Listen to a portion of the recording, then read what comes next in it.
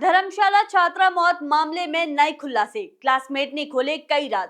एक और संदिग्ध छात्रा की भूमिका आई सामने और कॉलेज प्रबंधन के दावों पर भी उठ रहे हैं गंभीर सवाल। धर्मशाला कॉलेज की छात्रा पल्लवी की मौत का मामला अब लगातार उलझता जा रहा है। जांच जैसे जैसे आगे बढ़ रही है, वैसे वैसे ऐसे खुलासे सामने आ रहे हैं जो इस पूरे केस की दिशा बदलते नजर आ रही है। मीडिया रिपोर्ट्स के मुताबिक पल्लवी की क्लासमेट छात्रा से रैगिंग के आरोपों को लेकर पूछताछ की गई। आरोपी छात्रा का कहना है कि पल्लवी के साथ रैगिंग जरूर हुई थी, लेकिन ये रैगिंग उसने नहीं की थी। उसके अनुसार पल्लवी को मानसिक रूप से प्रताड़ित करने वाली कॉलेज की थर्ड ईयर की एक सीनियर छात्रा थी। इतना ही नहीं, आरोपी छात्रा ने ये भी दावा किया है कि इस रैगिंग की जानकारी सिर्फ पल्लवी की क्लासमेट्स को ही नहीं थी, बल्कि आरोपी प्रोफेसर अशोक कुमार भी इस बात से अवगत थे। उस दिन हमें अशोक सर ने बताया था कि कोई लड़की है थर्ड ईयर की जिसने रैगिंग की है। इन बयानों के सामने आने के बाद कॉलेज प्रशासन की जिम्मेदारी और जवाबदेही पर सवाल और गहरे हो गए हैं। हालांकि कॉलेज प्रबंधन लगातार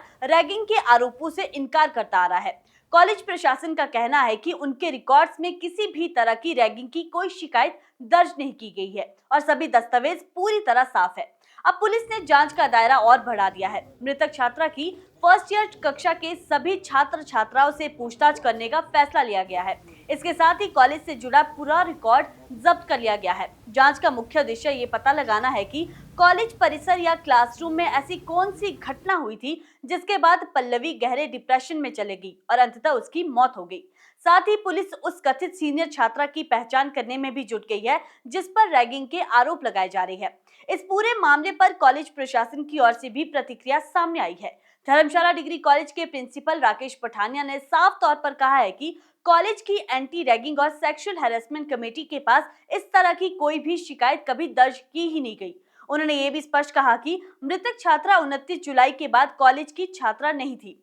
इसी वजह से पुलिस अब खास तौर पर 29 जुलाई से पहले की घटनाओं पर फोकस कर रही है, ताकि ये समझा जा सके कि उस समय छात्रा किन परिस्थितियों से गुजर रही थी। गौरतलब है कि 26 दिसंबर 2025 को धर्मशाला कॉलेज की 19 वर्षीय छात्रा पल्लवी की इलाज के दौरान मौत हो गई थी। परिजनों का आरोप है कि कॉलेज की 3 छात्राओं ने पल्लवी के साथ रैगिंग, मारपीट और मानसिक प्रताड़ना की थी। इसके साथ ही कॉलेज के एक प्रोफेसर पर अभद्र व्यवहार और यौन उत्पीड़न जैसे गंभीर आरोप भी लगाए गए हैं। इस बीच मामला राष्ट्रीय स्तर तक भी पहुंच गया है। यूजीसी ने छात्रा की मौत का स्वयं संज्ञान लेते हुए एक फैक्ट फाइंडिंग कमेटी का गठन किया है। इस मामले में पुलिस ने कॉलेज के एक प्रोफेसर समेत 4 लोगों के खिलाफ एफआईआर भी दर्ज कर दी है। हालांकि एफआईआर दर्ज होने के महज 48 घंटे के भीतर आरोपी प्रोफेसर को अदालत से अंतरिम जमानत भी मिल गई थी। जमानत के बाद प्रोफेसर द्वारा मीडिया में दिए गए बयानों पर मृतका के परिजनों ने कड़ी आपत्ति जताई है। परिजनों का कहना है कि इस तरह की बयानबाजी से जांच प्रभावित हो सकती है और सच्चाई सामने आने में बाधा आ सकती है। जांच जैसे जैसे आगे बढ़ रही है, वैसे वैसे इस केस में नए सवाल और नए एंगल भी सामने आ रहे हैं।